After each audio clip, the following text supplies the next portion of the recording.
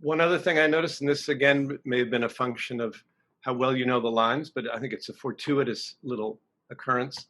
In your longish speech there, Daniel, um, you got to "'tis a blushing, shamefaced spirit that mutinies in a man's bosom," and at that point you took a somewhat longer break to go down to "it fills a man full of obstacles," which I think is a break that you can incorporate. It's like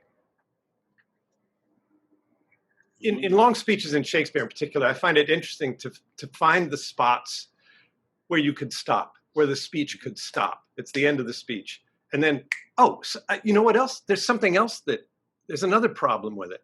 Yeah. Because there was this time, I gave somebody their gold back, right? So give yourself the opportunity to really take that break, find a new energy that carries you on to the rest of the speech, right? Yeah. That was cool. I heard that for the first time. Like, I mean, I've heard it, but I haven't heard it before. Like, exactly. What? You what? What did you do? Yeah. You gave gold back? That's the benefit of this kind of. Can I add to that too? The idea, it'll help you to think of mutiny. So whenever Shakespeare gives a list, it's never just a list. There's always a direction to it. There's always either a build or there are distinctions.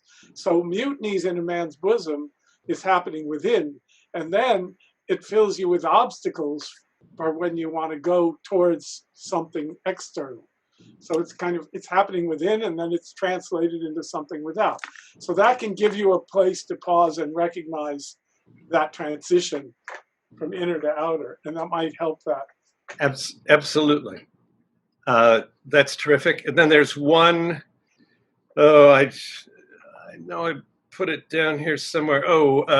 Daniel, in Elizabethan and current British speaking, the word CANNOT is the emphasis on the first syllable. So it's cannot rather than cannot. And that line is 155 in my script, around in there somewhere. I'm strong framed. He cannot prevail. Yeah, and that's pretty much always the case. Okay. Yes, I agree. Can I add on that line too? That I would suggest hitting prevail rather than the pronoun. It's not so much that you're distinguishing yourself from other people. It's that you're saying you're strong, and so he can't prevail. Right. Oh, I wrote it here. Peter, you were just terrific throughout, but this, particularly when the murderers came on, "Are you drawn forth from a world of men?" That speech was so good. The stuff about Christ your blood for our grievous sins, I wrote down good again, just terrific. Peter, I mean, for all of us, that was sort of a master class in how to take the air out of something, but actually make it more intense. That thing that happens that I've noticed when we ask ourselves to go a little quicker is that the operative words really emerge just automatically, because we're not using space or air to make a point. For instance, when you were doing the voices of various people, they became distinct voices. Really great.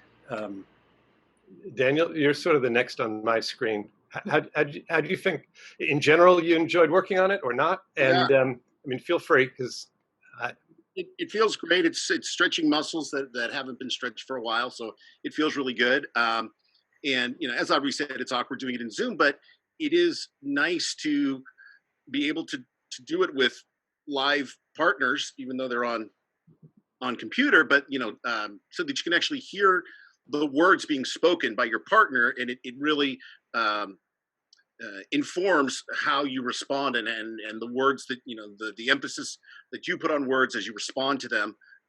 Just hearing somebody else say the words makes such a big difference than reading it off the page.